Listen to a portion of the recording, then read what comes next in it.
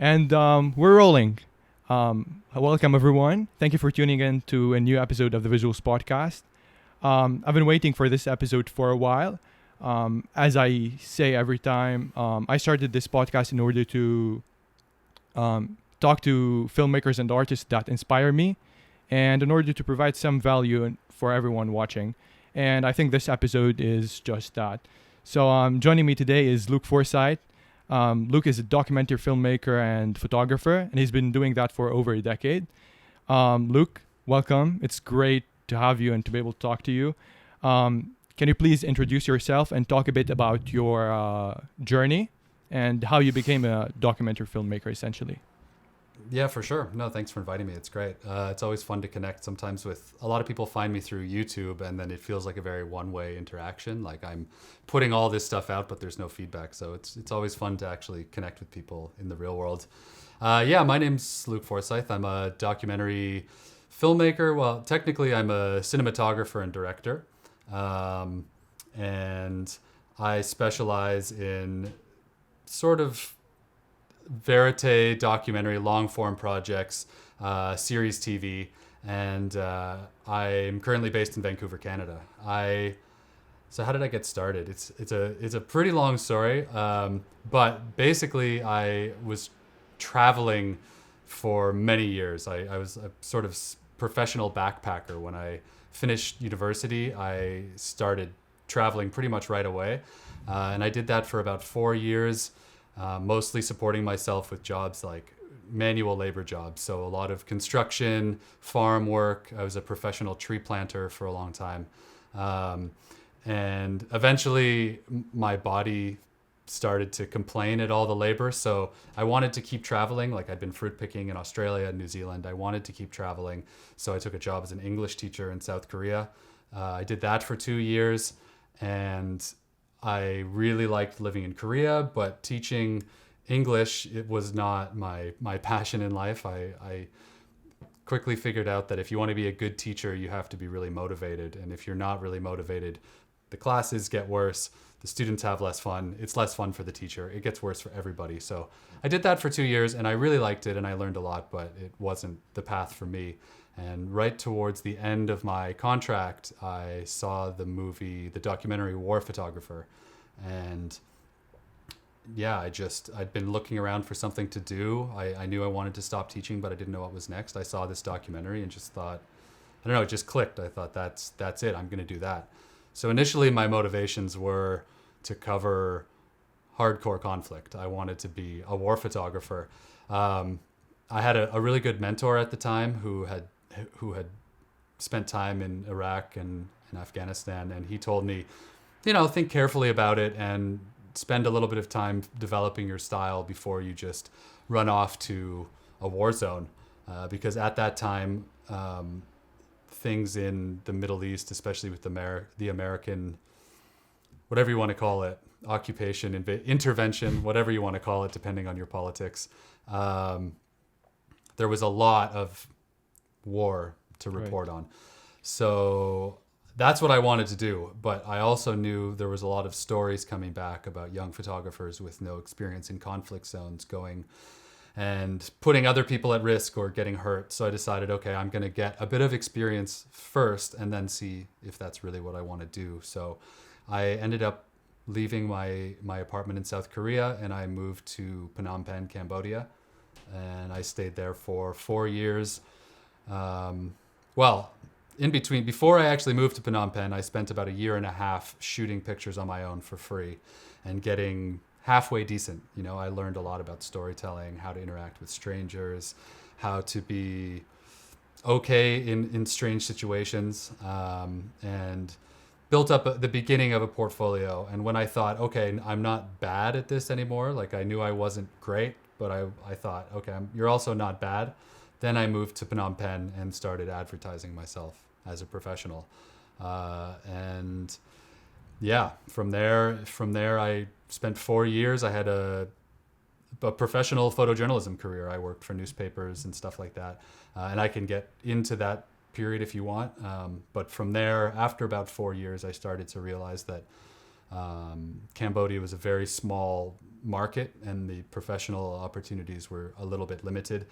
And I also saw a lot of changes in the photo industry, mostly changes for the better, but they were no longer what I thought was the career of photojournalism was changing very quickly, and also the financial bottom was falling away from the news media, and assignments got cheaper and fewer, and they were using more stock footage. And I kind of thought, all right, if you want to keep making a living in this way, if you want to keep living this lifestyle, you better learn video, because that's the future. So it's a longer story that I'm giving you, but I decided video was the future. I moved from Cambodia to Mexico City. Before I left Cambodia, I started experimenting with video. And when I arrived in Mexico City, I said, okay, I'm only doing video. And eventually I had a very lucky break and got into the mainstream. I got onto a crew by accident.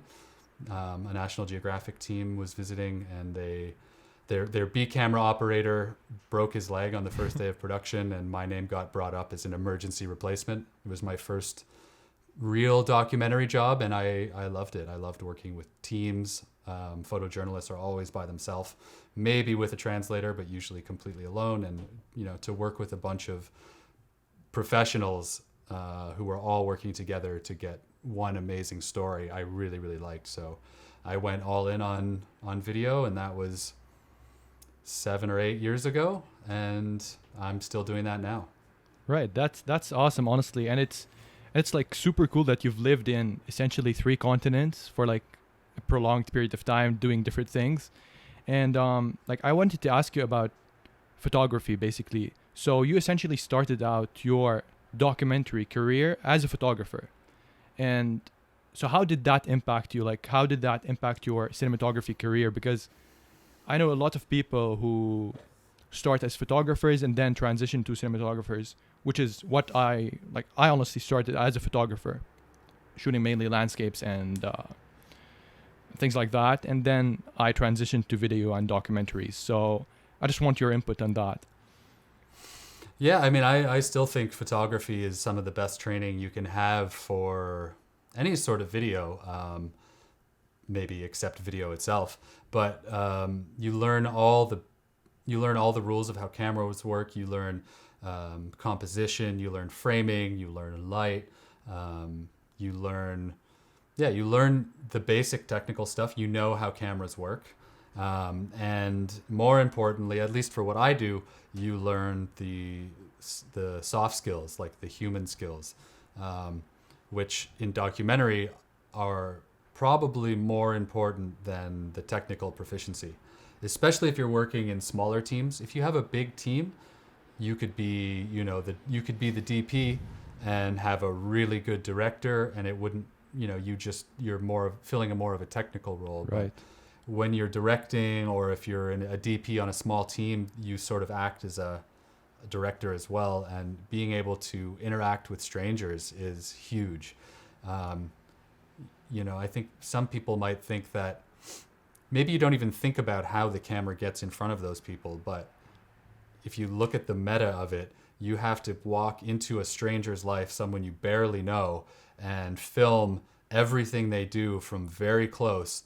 I filmed people in the showers. I filmed people dying. I filmed people in the hospital with terrible diseases, all sorts of very, very intimate moments. And you need their agreement. Unless you're doing a specific kind of documentary, like a Michael Moore thing where you approach people on the street, they're collaborators as much as they are subjects. They have to, you only get what they show you.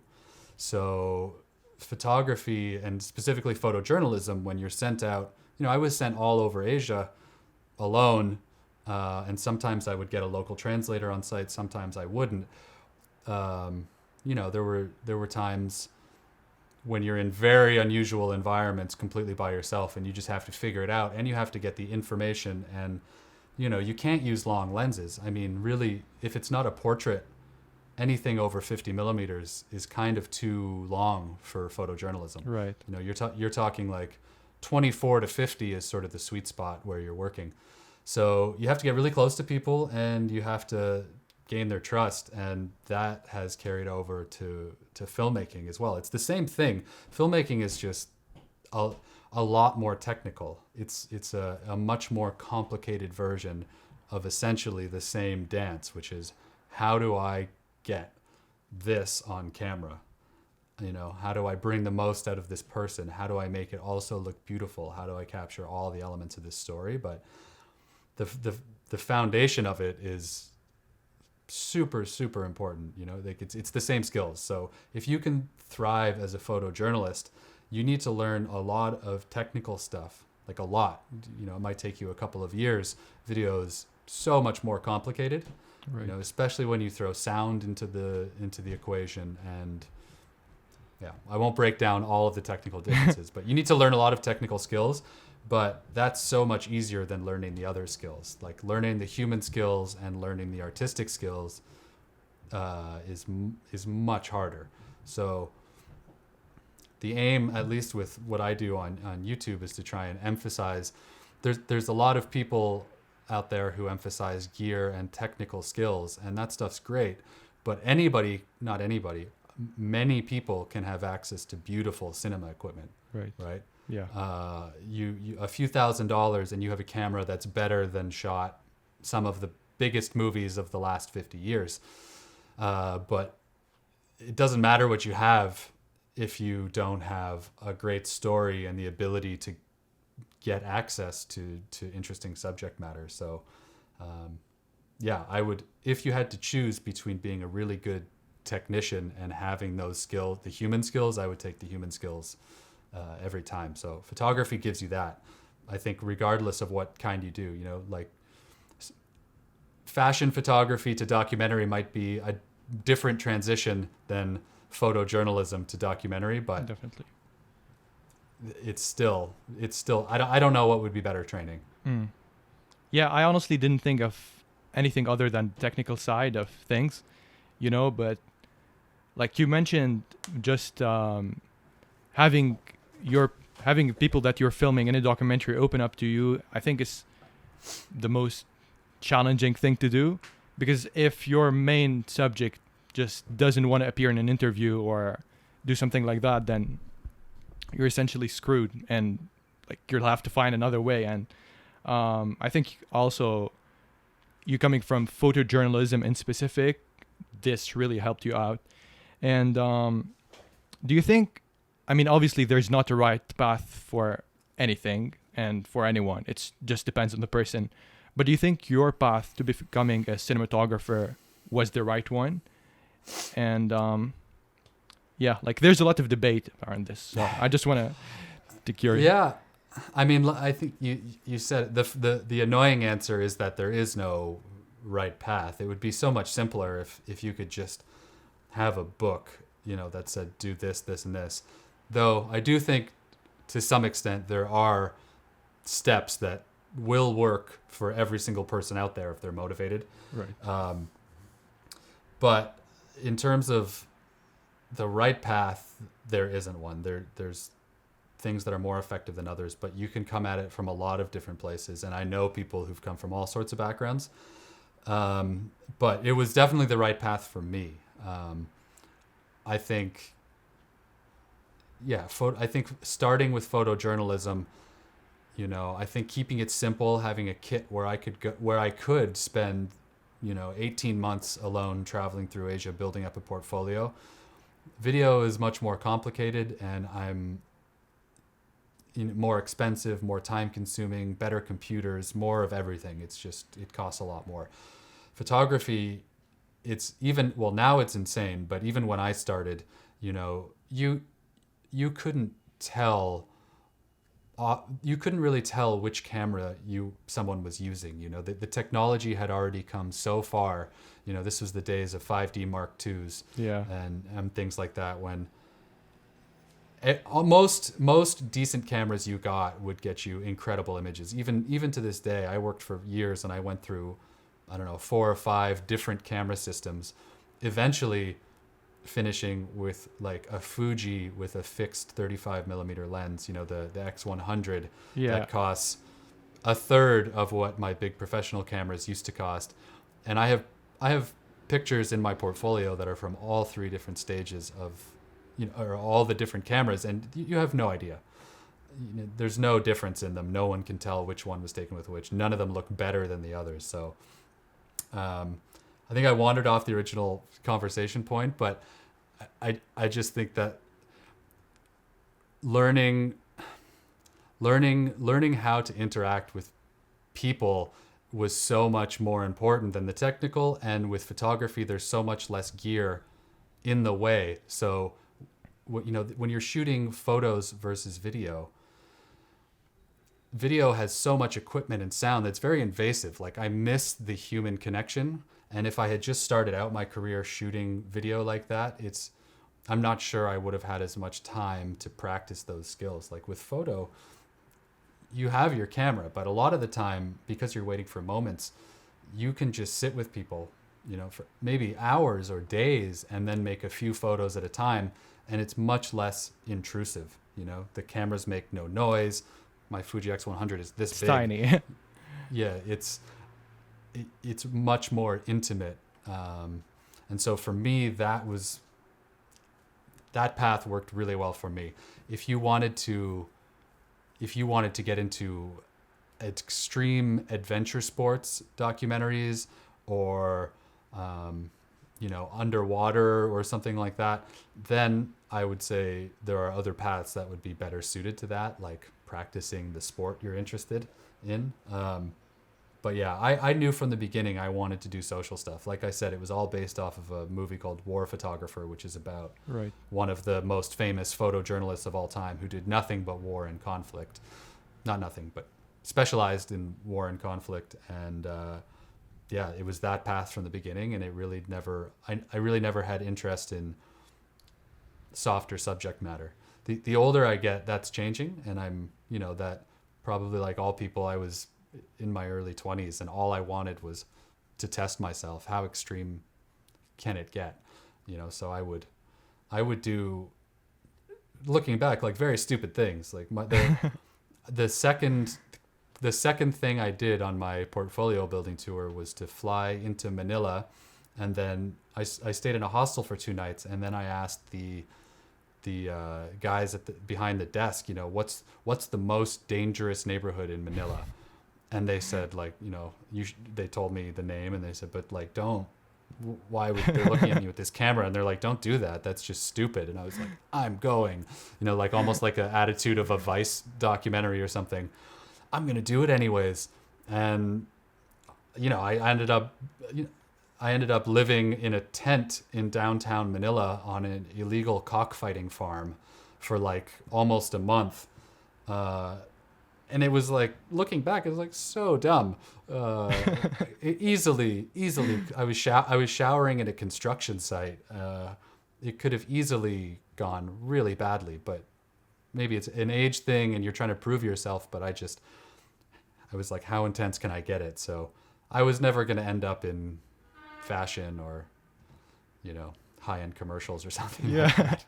No, yeah, I can imagine. And like, one thing I really like about, I really enjoy from watching your videos on your YouTube channel is like your crazy experiences, like especially when you were in Mexico.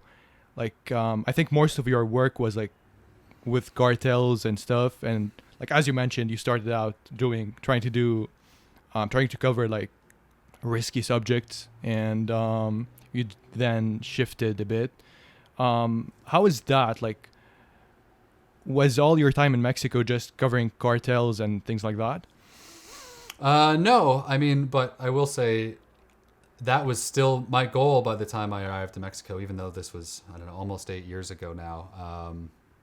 My goal was still at that time, I want to keep pushing, I wanted to see how far I could take it. So I did know Mexico. I'd never been to Mexico before I moved, but I did know the reputation, obviously. So I was hoping that some more extreme things would come up. I still wanted to test myself. But also be careful what you wish for, because I got it. And in the beginning, it was extremely exciting. I did, Well, first I should say no, not everything I did was Narcos, but a lot of it, the bigger and the more higher end stuff was. So Right. like I said, I got that National Geographic assignment, and that was loosely about heroin production in Mexico. And I thought, and it wasn't terrifying. It was just really interesting and kind of cool. There were guys with guns, but it was never scary. And so in a sort of Instagram sense of adventure way, I was like, this is so cool. I'm seeing like the real world. I'm out here seeing this stuff, right? And it was really exciting. And so it's not like I really tried to only do that stuff, but National Geographic was my first and only real TV credit, right? So, and it's a big name, so it was a very good start. And I was using National Geographic as my leverage for all my networking. They'd say, "Oh, where do you work?" And I'd be like, "Oh, I just shot this National Geographic thing." And then I didn't say anything else, but I didn't have anything else. But you just leave the conversation at that. Yeah. And we're like, "Oh, cool, he's a pro." So even though I barely knew what I was doing, when I got that assignment, they picked me up at 4:00 in the morning and to drive me to Acapulco, and I was watching the video for the C300 on the drive. I mean, I had no idea how to use it. So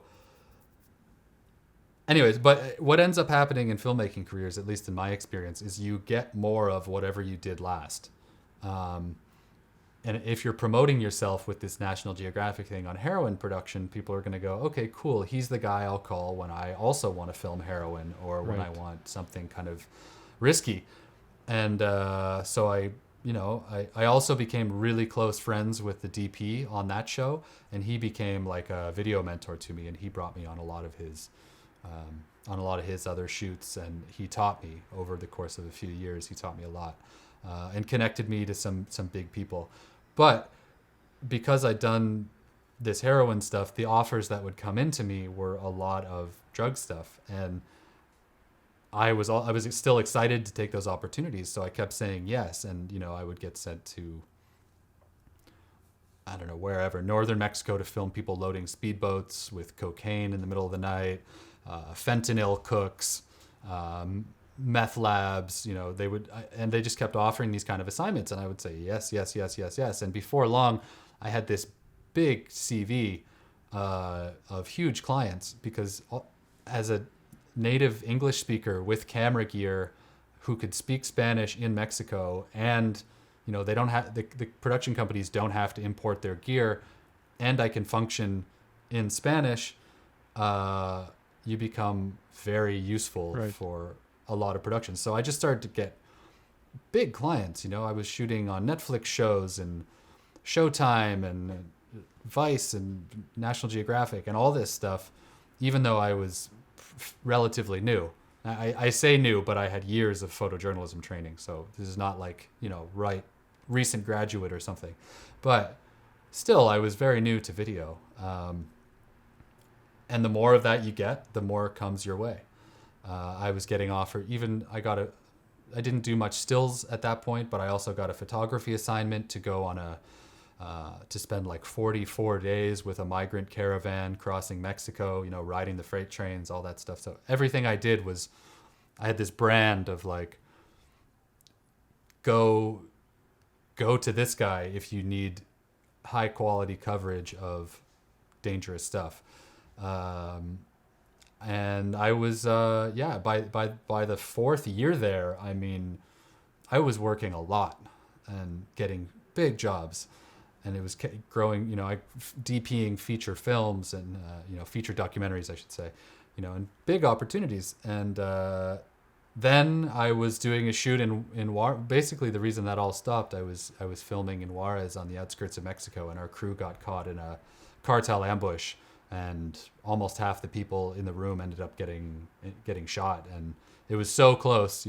I've said this before on my YouTube channel and stuff, but my camera and tripod took 3 bullets, and the director got shot. It was a huge disaster, and it was had to escape in the middle of the night.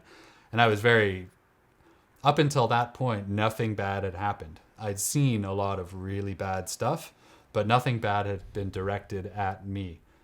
And it's when you do stuff like that for long enough, you can have this attitude of, oh yes, bad things happen, but always to other people, not to me. I'm sort of protected by my camera or my journalist status, and nothing's going to happen. And then something did happen, and as I was, in this house getting shot to pieces, and thinking, 100% convinced you're going to die, 100% convinced. There was no thought of escaping. I was like, oh, that's it. And the feeling was overwhelmingly like, that's not worth it. You're an idiot. What are you doing here for this? And so after that, I wouldn't say I switched to safe subject matter, but I decided that kind of specialty was not the direction I wanted to go long term. It's I still do stuff that probably a lot of people would think is quite risky. So it's not like I've decided I don't want to do anything dangerous, but I didn't want to be known for only doing this narco violence stuff. So I decided, okay, well, you have to leave, because if you stay here, one of your old clients is going to call you, HBO is going to call you and offer you a job, and you're not going to say no. So I came back to Canada, not because I didn't want to be in Mexico anymore, but just because I needed to switch locations to stop myself from taking things that were going to lead me down a dark path. And I had a lot of colleagues, photojournalists and DPs as well, who had close calls and kept going back. And I just saw how much damage it could do mentally and emotionally if you spent too long in those kind of worlds. So now I'm back in Canada, and it's been 3 years ish. Nice. And I also think you mentioned how after the incident there was like a big talking point on social media, how like you were a National Geographic crew at that time, right? Yes. So how a National Geographic crew was caught in an ambush essentially, and a lot of photographers and filmmakers just don't think that covering pretty much any topic comes with some risk, and I think that's a very important point. And do you think that these do you spend 4 years in Mexico? About, yeah. Yeah. Do you think that they were worth it, like right now, if I were to ask yeah, you? definitely.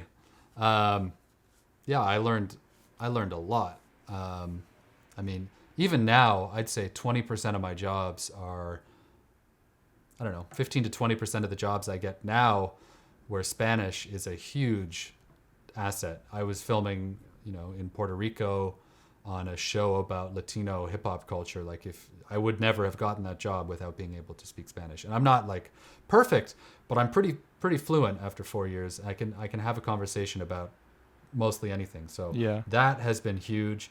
I mean, the education of seeing that side of humanity was so interesting. I mean, it's such a crazy perspective to have.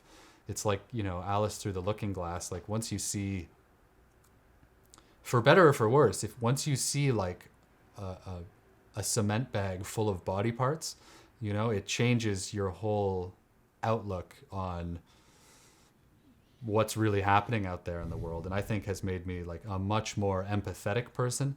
We're bombarded by imagery of suffering and war around the world, but seeing that kind of stuff and interacting with people both on the good side and the bad side, embedding with narcos and spending 2 weeks with a group of narcos, it just has increased my overall empathy. Like, I can easily imagine now what it might be like to be in a terrible situation. And even though I might not really feel it, it's made me much more compassionate and, not so judgmental, I should say. So, that's the career stuff. I leveled up my career so quickly, relative to how long it takes other people. I mean, I made really great progress. I got huge opportunities, and I came out of there with a very strong resume in not that much time. I'm not saying I was a master cinematographer, but my resume was really good. Right. And I don't think you always keep growing in this. And I'm good. I was good, I should say. I'm not saying I was bad at it, but to come out with a resume like that, especially when you return to your home country, there just aren't that many people who have credits like that. So professionally, it was fantastic. Yeah, no regret. I made amazing friends. Some of my friends that I made there, I still are some of my best friends now. I went and stayed with them for 3 weeks this year. So on every level, it was worth it. But there's a steep price. Like I think after I stopped, I had the good fortune to arrive in Canada and get an apartment March 2020. So I went from this very traumatic event to like 1 week arriving in an apartment and the whole world shutting Oh, down. wow. And I'm not from Vancouver. Okay. I'm from the other side of the country. So I didn't really know anyone here. The pandemic happened and I was sitting in an empty apartment with like an IKEA coffee table and an air mattress. Like what? So the pace of life changed so fast that it was pretty intense. And you want to talk about a come down and like the stress and anxiety and the PTSD. I mean, those experiences did give me for sure PTSD for a long time when I was in Vancouver, which is by international standards a very safe place to be. I would see shadows, moving, and my brain would think someone was about to kill me, and I would turn around and it would be an old lady with her groceries, or I would see people crossing the street in a normal way and immediately start imagining transport trucks coming through and hitting them. So like I'd been immersed in violence for so long that I just kept I kept seeing violence everywhere, even though I'm in Vancouver and nothing is going to happen. So, that's the price. Over the years and, COVID forcing everything to slow down, I had a long time to relax and get my balance back, but there's a price for everything. So in almost every way, it's been extremely good for me, but there's the side effect as well. So I'd do it again, but no regrets there. But be careful, stuff can happen. Yeah, no, definitely. And like it's interesting that you mentioned that COVID was provided an interesting opportunity for you to like relax and reflect back on the stories that you covered and things like that. And Luc, like right now during your free time, do you do like photography? Do you do work on personal passion projects, documentaries? So like when you're not working on a big documentary that will take like a month, do you work on some shorts? What's something that motivates you? Well, it's really interesting. For a long time, once I started to work at a high level, I stopped making my own stuff. There was maybe a 4-year, maybe 3-year period where I didn't make anything. I tried to make one thing and we'd shoot a little bit and then never turn into anything and didn't finish the edit or whatever. I really stopped making stuff. I just worked on other people's things. And then in the middle of the pandemic, when all the work stopped, I started to realize like, okay, you're not in control of your professional, you're not in control of your work, and I start to go crazy if I don't have something to work on, some sort of project. That's part of why I think I find filmmaking so satisfying, and I probably couldn't do anything else, is because the stimulus, from working on something like that is just it's so intense. It's very satisfying, at least to me. And so when I come back from a job, I usually have like 3 days where I do nothing. And then I start to get, nervous, like fidgety. I need to do something. Not like I need to go on vacation or I need to go to the beach, but like I need to make something, whether that's writing or shooting, or I just need stimulation. creative stimulation. But because I wasn't doing that, I just, I just stopped making things entirely. And then when COVID stopped, I was like, okay, you need to find a different outlet. So for about 6 or 8 months, I started writing.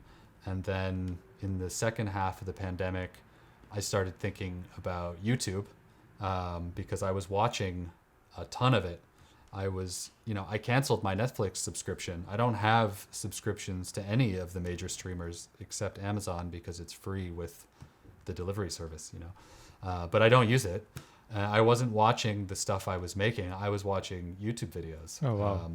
I was self-teaching. I was finding all these filmmaking channels, and I decided, okay, well, you've done a lot of stuff. You used to be a teacher. You like this platform. I don't like most social media. I used to do Instagram a lot as a photographer, but I've posted only a few times in the last 2 years. I try to stay away from it, but YouTube I actually like. And maybe instead of just consuming content, you could contribute because you have the background. And I was a teacher, so I did understand a little bit how to explain things clearly.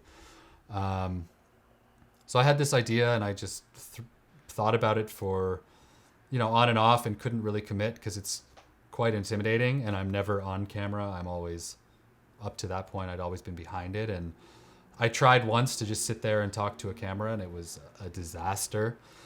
And then I don't know, I just, for some reason, I couldn't get the idea out of my head. I was like, this could be a really great outlet, because when you're not doing anything, you have something to work on that uses all of your skills, and all you have to do is share the stuff you already know.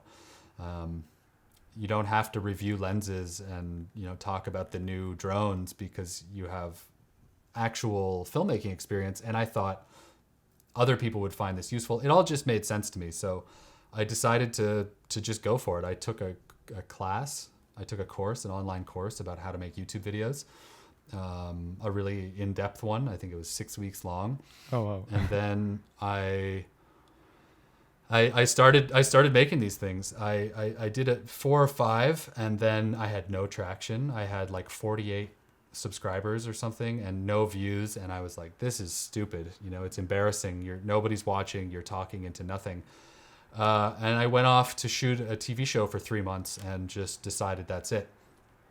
But while I was away on this show, one of the videos went, for my standards, like tiny viral. It got 2,000 views unexpectedly, and I was like, whoa, this is crazy. Maybe I should, and people started leaving comments like, this is really cool. Please make more. And so I said, okay, let's try it. So I decided, all right, just commit to making 1 video a week for 1 year. I realized there's no way I could do the editing. So I hired an editor, a freelancer. And I also realized that because of my travel schedule, there was no way that I could make a YouTube video while I was on a 3-week assignment. There was no way I was going to hit the weekly target. So I started batching them. I started writing scripts, and when I got 6 or 8 scripts done, I would record them in 2 or 3 days and give them to the editor, and he would release them slowly over time. And so in that way, I was able to keep consistency, and the community, people started watching them. The community started to grow. 1 or 2 videos did quite well, and I'd say we've been making them 1 a week for almost a full year now. But I'd say in June of 2022, one of the videos did well, and a lot more people started coming in, and it went from 500 subscribers in June to almost 13,000 now. Oh, wow. And the growth is stabilizing, and it's up and down and whatever, but now I'm pretty committed to it. I really enjoy making these videos, and I'm going to keep making them. I have a lot of plans for it. But the byproduct of that YouTube channel, which is really interesting, is that there's only, after making a video a week for a year, sitting behind my desk, people, and having a small but real following, people start to say like, hey, I want to see on a shoot. I want to see BTS. I want to see what your life is like outside of this office. And it's a real problem because in my professional jobs, there's no way I can bring a BTS camera on a shoot, like not only the expense, but no production company is going to allow you to do that. So I realized, okay, if you're going to give these people what they're asking for, you need to create shoots where you are in charge so that you have permission to document the process. And so I realized that, a few months ago, even I've started to be like, okay, this is what has to happen. And so now I'm creating projects because the original need is because I need the material for the YouTube channel, but I'm still making the films. So it's actually started me making my own stuff again after about 3 or 4 years of not doing it at all. So it's really cool. There's some pretty exciting things coming this year. Like I said, I record all my videos. If anybody out here listens to this, then goes to find the YouTube channel, I record the videos in batches. So you might not see any change for 6 weeks, but there are a lot more of that BTS content coming. And because of that, I'm making stuff again. So it's kind of cool. It was not what I expected when I got into YouTube. I viewed it a lot as a creative outlet and eventually a business, and I still do. But it's making me more creative and getting me shooting again. So it's been really cool that way. It's one of the more satisfying things I've done that I didn't expect to be what it is now, which is almost an equal focus to my paid jobs at this point. It just doesn't make nearly enough money. So, I long term, I would put even more time into it, but because I pay an editor and all this, I need the channel to grow before I can commit more time. It needs to make money before I can say no to more jobs. So, but right now I would say that it's probably a 50-50 split between professional paid jobs and making YouTube videos. I mean, that's really good. Like, I don't think any filmmaker expects right away to have like most of his focus on his YouTube channel. But like, what I like about your channel and what I think all your subscribers like is that you're documenting essentially your experience, and we're just talking about, you're giving advice for filmmakers and based on what you've been through. And I think that's awesome. Like I asked you about personal projects, but essentially your YouTube channel is in a way a documentary. Like, yeah, you're making, I think I've made almost 80 of them now. Like, you're making 80 12-minute videos, and that is bound to inspire creativity, right? I'm right now, I'm recording videos over the next 2 days. Right now I'm sitting under studio lighting. You're constantly using gear and writing scripts and thinking of story. Making YouTube videos isn't that hard, but making ones that people want to watch, like making good ones, is deceptively difficult. Like I spend probably 4 to 5 hours on every video just in the writing. The recording is minimal. If the script is right, I'll record a 12-minute video in 20 minutes. But you have to spend all that time writing. So it's repeated storytelling essentially. And the way I come up with ideas is I just have an app on my phone, sort of a databasing app, and every time I'm out on a shoot or I'm talking to an assistant, or something comes up in my life, that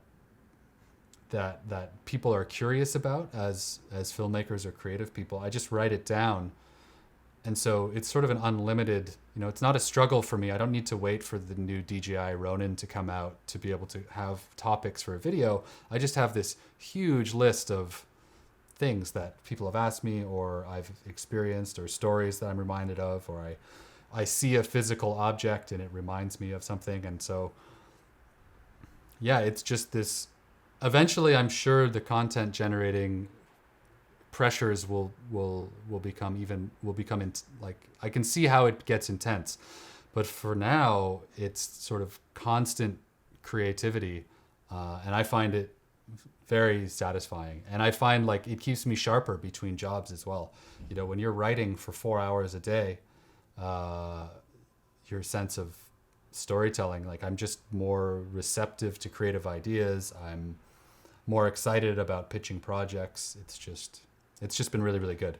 I mean, yeah, you're gathering your thoughts essentially. You're just, yeah, and you're able to watch them later on, which is an added bonus. Yeah, it's like a huge journal sort of. Yeah. And I do genuinely, when I was starting, the guy who taught me photography, I saw this war photographer movie, and I found a war photographer who had a blog, and I started where he'd show BTS style content and talk about his life before anyone else was doing this. This was, I don't know, 2010, and professional war photographers were not blogging. No one was, right?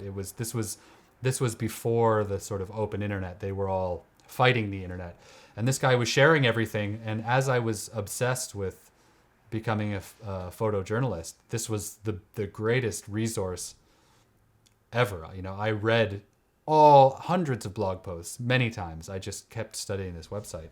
And eventually I signed up for a workshop with him, and I went to Bangladesh and shot a photo story about child labor with him, and he gave me a roadmap and said, here's what you're going to do for the next 5 years if you want to become a professional. And I did that and followed his advice, and so my whole career sort of starts there. But I have to think that if I was doing that again and I found a YouTube channel from that guy instead of just some blog posts, like, I would have loved that.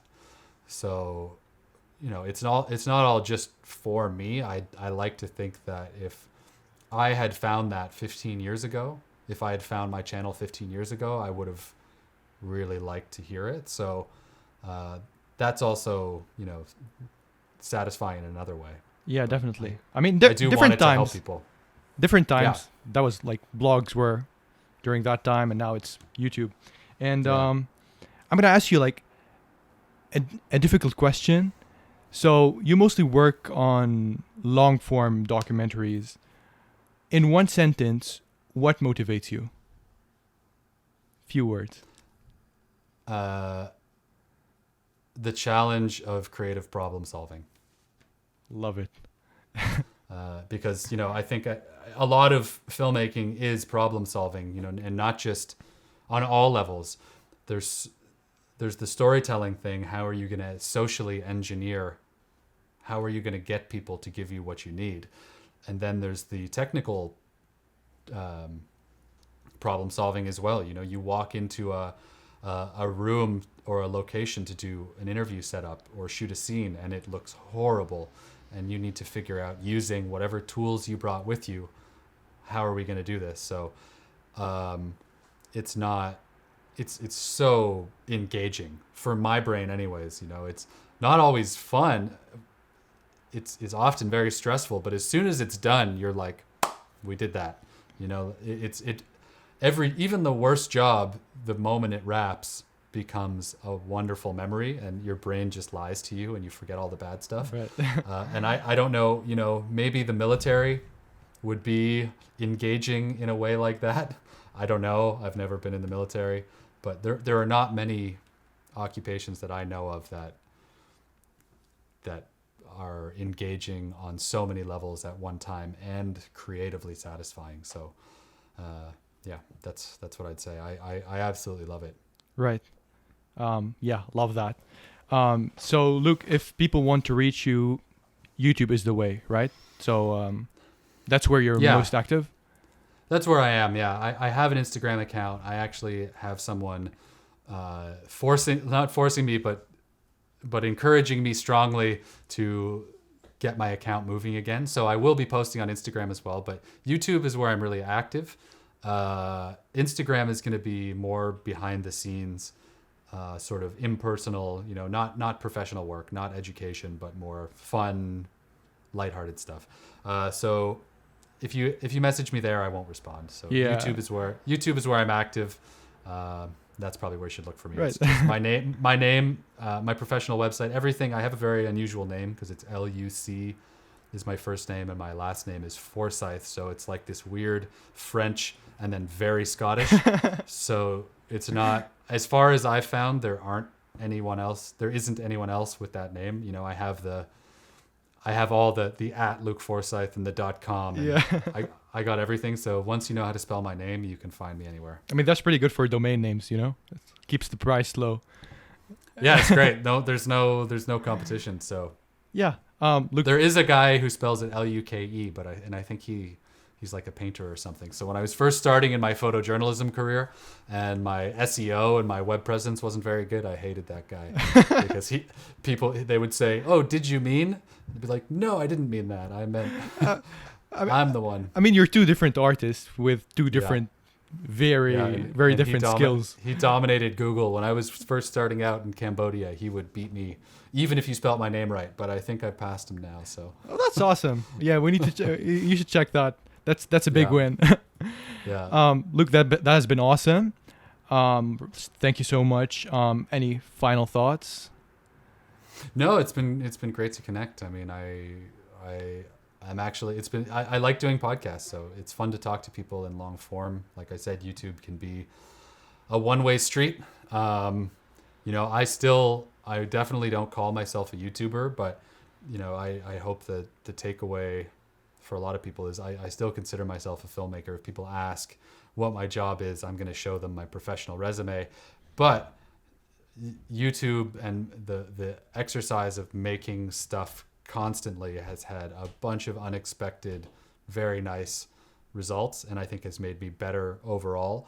So if anyone's listening and wants to be a documentary filmmaker, I would highly suggest, if you don't know where to start, consider even just doing YouTube and documenting your process, because it's been so satisfying.